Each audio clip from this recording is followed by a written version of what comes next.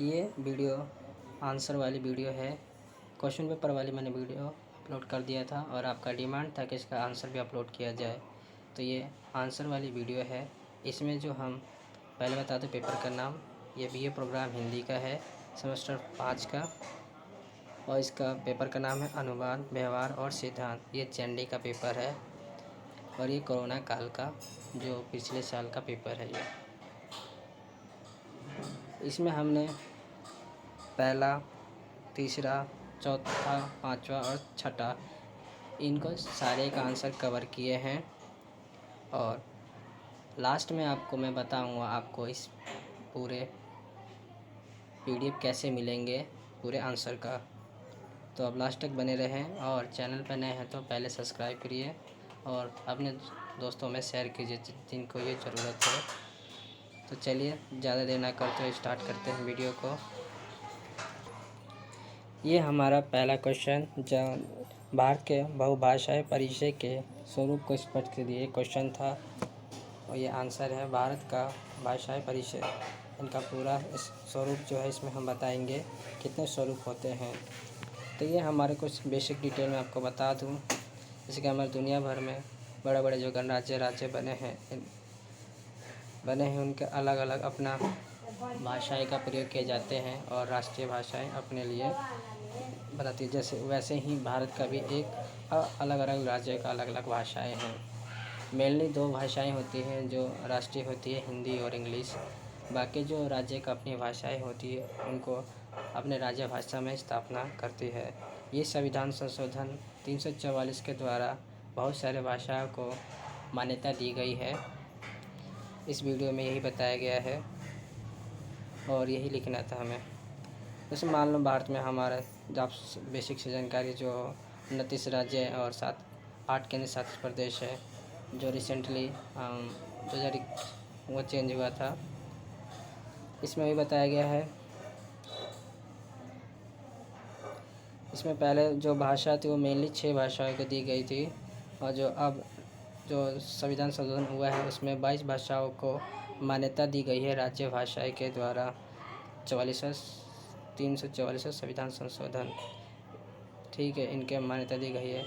और 21वें संविधान संशोधन में 71वें और हिंदी को जो हिंदी भाषा तो उनके दी गई थी, और 71वें संविधान संशोधन के द्वारा नेपाली, कोंकणी और मणिपुरी को भी भाषा का में दर्जा प्रदान किया गया था। और 52वें संविधान संशोधन के द्वारा संविधान में 4 भाषाएं को जोड़ा गया था। पहला डोंगरी, मैथिली तथा संथाली जो मेनली बिहार में बोली जाती है और इसके आसपास राज्य में ही बोली जाती है, जो बिहार में अपने संथाली भाषा को दी गई है। तो इसमें यही बताया गया है। अब मेनली 22 भाषाएं हैं। हम इस वीडियो को ज़्यादा वीडियो लंबी ना करते हुए फिर भी देखते हैं कितने हो गए। और इसके भाषाओं के लिए कई सारे आंदोलन भी हुए। मान लो 19वीं शताब्दी में जो संविधान संग्राम हुआ था, इसमें परिसर संपर्क के संप्रेक्षण का अनुवाद जो हमने संप्रेक्षण पढ़ा होगा सेकंड सेमेस्टर में, और मेनली जो ऑनर्स वाले होंगे उनका 4th सेमेस्टर में पढ़े होंगे संप्रेक्षण, ठीक है, संप्रेक्षण के माध्यम वो पढ़े होंगे। जो हमारा दूसरा पॉइंट जो है हमारा सामाजिक सांस्कृतिक को विकास में अनुवाद। सांस्कृतिक और सामाजिक संस्कृति में क्या है, बहुभाषाएं, मतलब एक राज्य से दूसरे राज्य में हमें उनके भाषा, उनके रीति रिवाज और उनसे जानने से परिचित होती है दूसरे राज्य, और जिनको कुछ पता नहीं होता है वो उनके साथ जुड़ जाती है। मेनली जैसे कि मान लो भारत जैसे बहुभाषीय और बहुराष्ट्रीय देश हैं, इनके साथ इतनी सारी सांस्कृतिक, धार्मिक और आचार विचार का समन्वय हुआ होता है। इसे सांस्कृतिक और मिश्रित भी के स्वरूप में भी माना जा सकता है। मेनली यही बताया गया इस सामाजिक विकास में। और तीसरा है भारतीय साहित्य का अध्ययन। इसमें भारतीय साहित्य के इतिहास में हम विश्व में किसी भी देश की किसी भी भाषा को साहित्य के इतिहास में प्राचीन है और इनका अपना अलग ही इतिहास होता है। विविध संस्कृति का प्रयोग हमने भाषा के बिना एक अलग अलग भाषा को जानने को और परिचित हुए हैं। जैसे जैसे आधुनिक देश बनते जा रहे वैसे वैसे भाषा और नई नई भाषाएँ आते जा रही है और इनको मान्यता प्राप्त होते जा रही है। और हमने साहित्य में क्या देखा है, मान लो मुंशीदास हो गया, प्रेमचंद मुंशीदास जिसका हम गोदाम, हेमंत हामिद के चिमटे, ये भी हमने पढ़ा नाटक इनके, कालिदास के कितने सारे दोहे होते हैं। और इनके साथ साथ वाल्मीकि जो इनके एक अलग ही विद्वान हैं, इनके कई सारी रचनाएँ जो है हिंदुत्व को परिचित करती है। चौथा पॉइंट है अंतर्राष्ट्रीय साहित्य के स्वरूप में अध्ययन में अनुवाद का ही चमत्कार माना जा सकता है, जो राष्ट्रीय और अंतर्राष्ट्रीय स्तर पर भाषाओं का बहुव्यापी होता है। इसमें न केवल पढ़ने के साथ साथ बल्कि इसमें भाषा को रचित यानी लिखने के साथ साथ बोलने के साथ साथ लिखना अपने रचनाओं को भी संग्रहित कर जाता है अलग अलग भाषाओं के द्वारा। ये एक राष्ट्र में सीमित नहीं है, बल्कि ये दूसरे राष्ट्र और दूसरे राष्ट्र से उन राष्ट्र के अपने अपनाए गए भाषाओं को भी एक बहुराष्ट्रीय भी मान्यता दी जाती है। तो इसमें ही बताया गया है, तो आप इसको डिटेल से लिख लीजिएगा। पांचवा जो व्यवसाय के रूप में, ये तो मेनली आपको सबको पता है। अगर मान लो एक कोंकणी बोलने वाला और एक मैथिली बोलने वाला, कई आपस में व्यापार करने में सक्षम हो पाएंगे? शायद नहीं, क्योंकि एक दूसरे की भाषा को समझेंगे नहीं जब तक व्यापार कर ही नहीं सकते। तो ये व्यवसाय का भी एक माध्यम बन जाता है भाषाएँ। इसमें ही बताया गया है, जैसे कि पत्रकारिता, चलचित्र, दूरदर्शन, ये सब है। तब देख लीजिएगा छठा पॉइंट जो विज्ञान, और ये आप देख लीजिएगा, इसमें कुछ ज़्यादा खास नहीं है। और औद्योगिक विकास में अनुवाद, संचार सूचना में,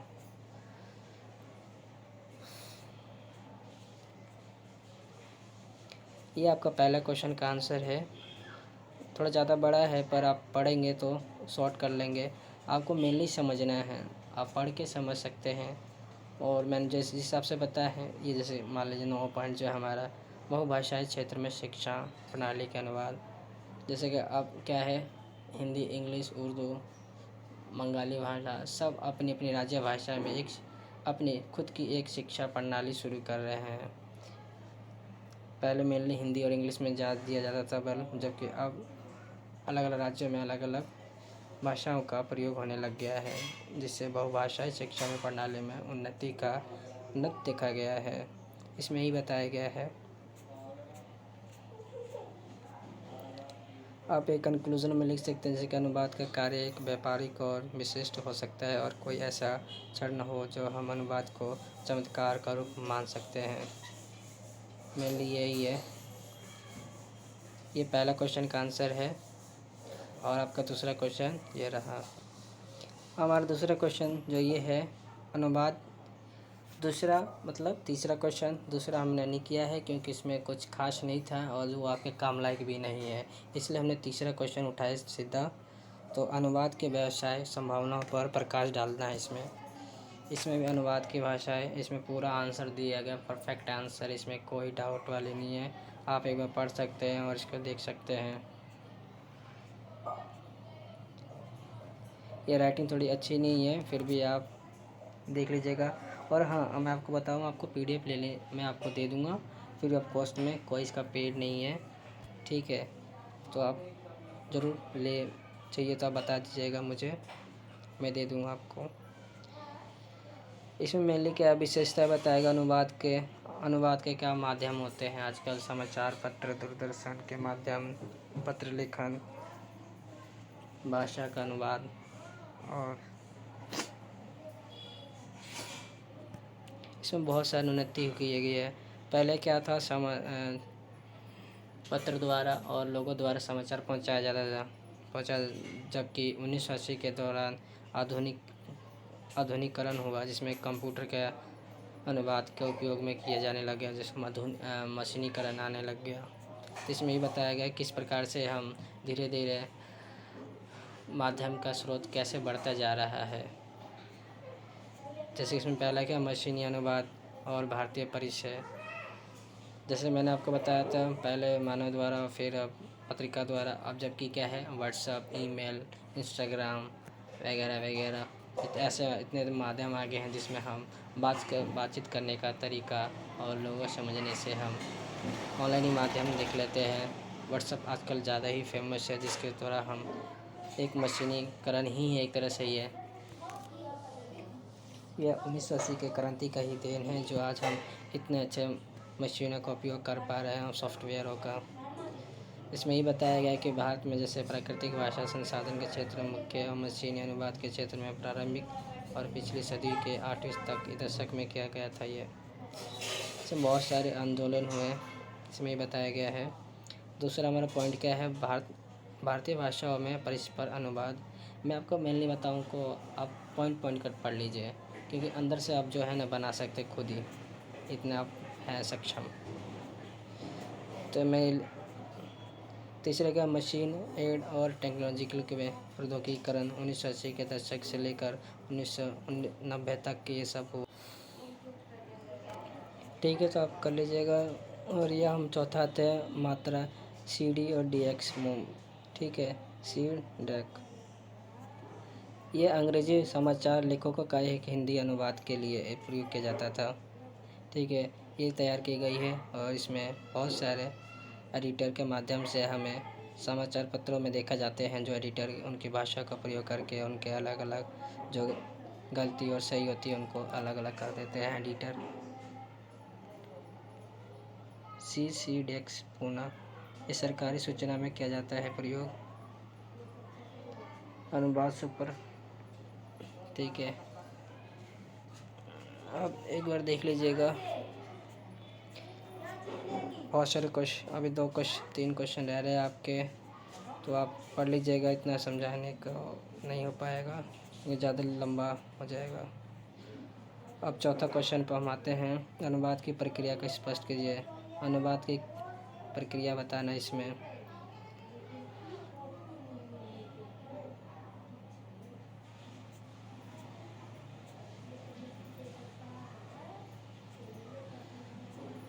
आप पढ़ लीजिएगा, बिल्कुल सटीक आंसर है आपका, कोई एक इधर उधर से नहीं है, ये खुद दिया गया है, पेपर का आंसर है ये।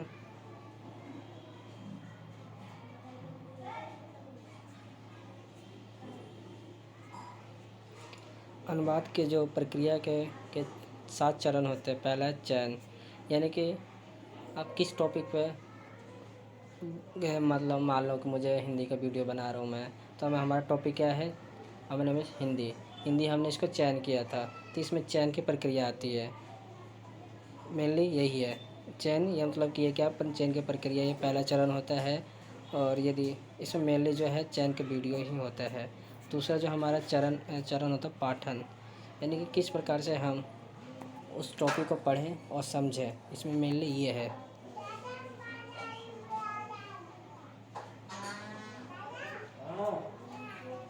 तीसरा इसकी विशेषताएं बतानी है, मतलब इस वीडियो की क्या खासियत है जिसलिए हम बना रहे हैं, या उनको बेनिफिट किस प्रकार पहुंचेगा, इसकी ये विशेषताएं बतानी है। रूपांतरण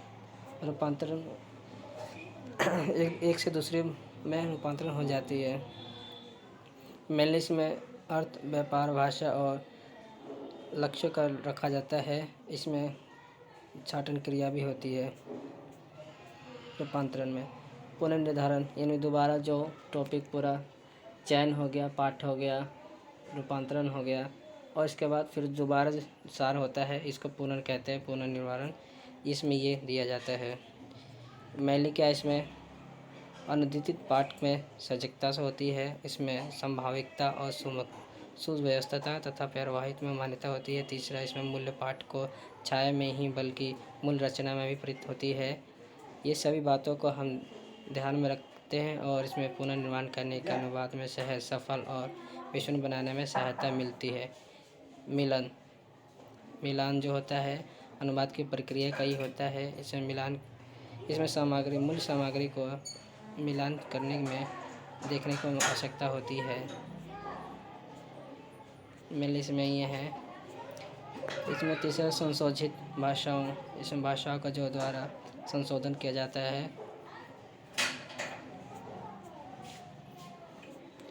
और हमारा 5वां प्रश्न है, ठीक है, ये प्रश्न का आंसर है। सृजनात्मक साहित्य के क्षेत्र में अनुवाद की विशेषताएं, मिलने से विशेषताएं बतानी हैं।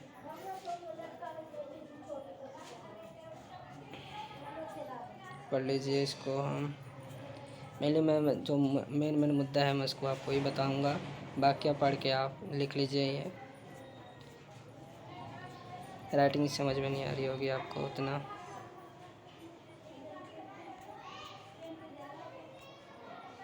सॉरी, थोड़ा इधर हो गया।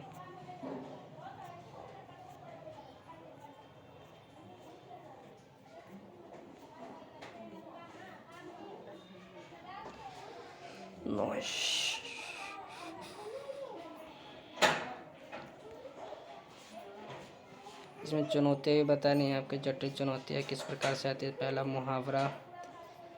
मुहावरा में क्या है। मुहावरा भाषा की अर्थ और बहुलता को सर्वोत्तम पक्ष करता है। मुहावरे में व्यंजक और शक्तियों का उदाहरण होता है। मुहावरे किसी भी प्रकार से सांस्कृतिक और सामाजिक से होता है, इसलिए इसे हम अपने प्रयोग में किए जाते हैं। संस्कृत समाज में है, जैसे कि राम अपनी माँ का आँख का तारा है, ये एक मुहावरा हो गया है। लोकांतिया और काव्य। लोकांतिया में भी यही होता है, मुहावरे से थोड़ा भिन्न होता है।